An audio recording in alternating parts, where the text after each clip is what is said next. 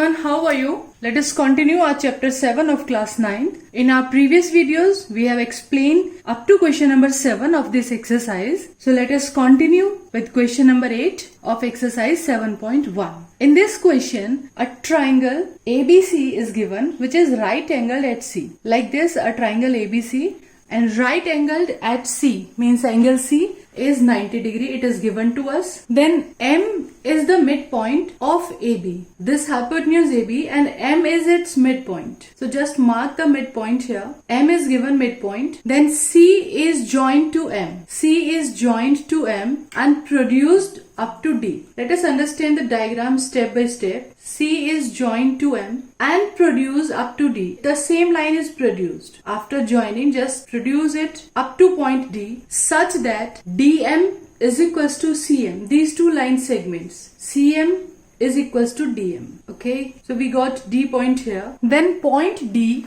is joined to point B. D is joined to point B. And they are saying show that triangle AMC is congruent to triangle BMD. Let us see which two triangles we have to prove congruent. Triangle AMC, this one, this triangle, this I am making with red color, and another triangle BMD, this one BMD. So in these two triangles, just try to find out any congruency criteria. First of all, let us see what is given to us. Here it's quite clear DM is given equals to CM. This DM is equals to CM. These two lines are given equal. Okay. Another thing, M is the midpoint of AB. This M is the midpoint of AB. So you can say AM is equals to BM. Two things are given already in the question. And for the third thing, these are two lines. They are just intersecting each other. So clearly these two angles will be, what's the name of these two angles? These are vertically opposite angles. So we'll write the same thing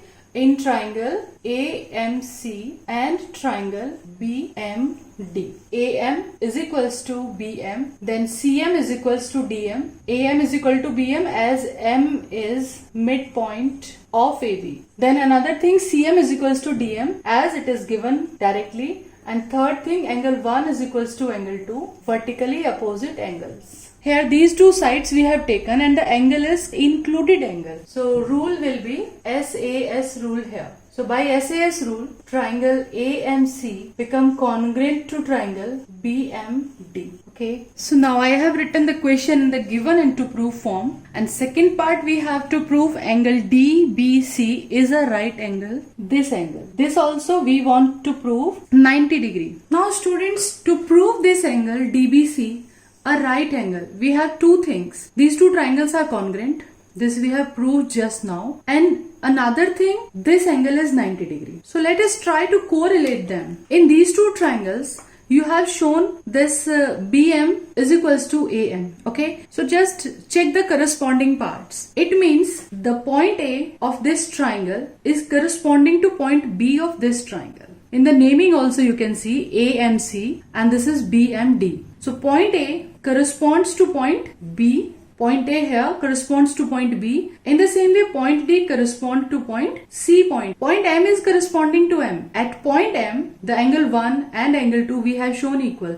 So M is corresponding to M. Okay. So by this correspondence, we can conclude this angle at point A will be equals to angle at point B. These become corresponding now for these two triangles. Okay. So let us name them as angle 3 and angle 4. So after proving these two triangles congruent, by CPCT, what can you say? Angle 3 is equals to angle 4. It's quite clear now. Now just check angle 3 and angle 4. These are clearly at the position angle 3 and angle 4. This type of Z is forming here. This angle 4, this is transversal and this is angle 3. So a kind of Z is forming here. So angle 3 and 4 are at the position of, answer before me, alternate interior angles. For which lines? For these two lines. One line we have taken this DM and another line we have taken as AC. For these two lines, angle 4 and angle 3 are alternate interior angles. So we'll give the same reason. By CPCT they are equal, and which are alternate interior angle for the lines DM and AC, and you have shown them equal. So what can you say? So DB must be parallel to AC, okay? And after proving them parallel, when these two lines are parallel, so what can you say? These are co-interior angles, this one and this one. So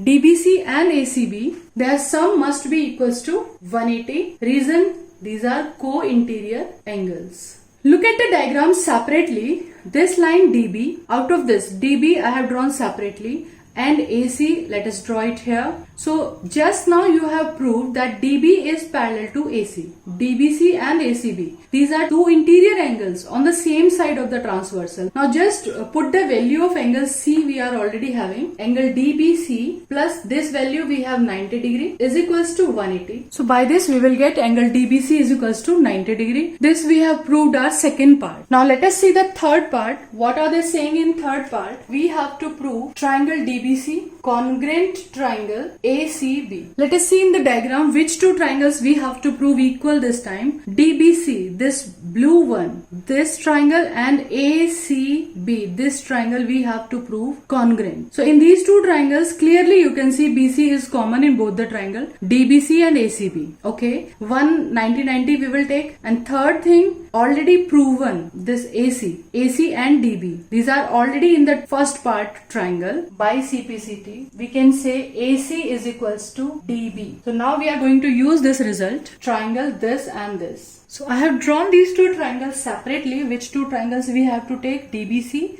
and ACB. So clearly BC and BC common in both the triangles. BC is equals to BC, it's common, and angle B is equals to angle C, each 90 degree, just proved. Angle C was given 90 degree and angle B we have already proved in the second part, angle B 90 degree. And third thing, by the CPCT of first part, we can write clearly this line segment, this one DB is equals to AC. This is proved in first part. So which rule is forming? Two sides and included angle. So one side this one, then included angle, and then again a side. So by which rule? This time by SAS rule. These two triangles DBC and triangle ACB, they become congruent now. Okay. Now if these two triangles are congruent, it means all the remaining corresponding parts will be equal. Okay. And clearly we have taken these two sides. This one is equal to this one equal to this one. Obviously the remaining third side will be equal to the third one. So by CPCT we can conclude AB is equals to DC. So by CPCT we can write AB is equals to CD. And now last and fourth part, we have to prove CM is equals to half AB. Now just observe the initial diagram. CM and DM were equal. They were given equal to us. Here in place of CD, we can write CM plus DM. Okay.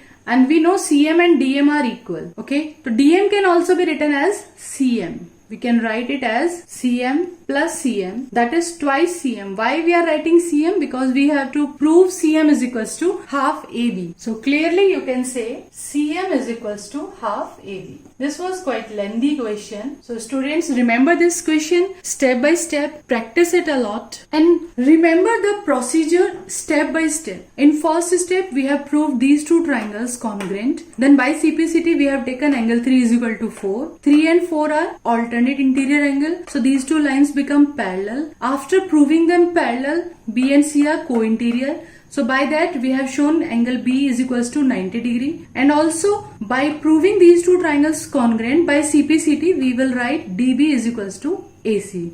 Okay, then we'll use these result in the third part for these two triangles, these bigger triangles. Once we will write DB is equals to AC, BC common, and angle C is equals to angle B, each 90 degree. So they become congruent. Now by their CPCT, we will write AB is equals to CD, AB is equal to CD. Now CD can be break down in CM and DM. DM can be written as CM as DM is equals to CM. It was given in the question. So like this we can come to the conclusion. Okay. Students, I have written a practice question for you. Just same question by just changing the name. Actually, in geometry questions, understanding is an important thing, but writing practice is another most important thing. You will not get perfection in the questions until and unless you will not have lot of practice of writing. So I'll suggest you do write again and again. Do lot of writing practice to get perfection in geometry questions especially. Okay, so in our next video we will talk about some another important theorems, another important questions of this chapter.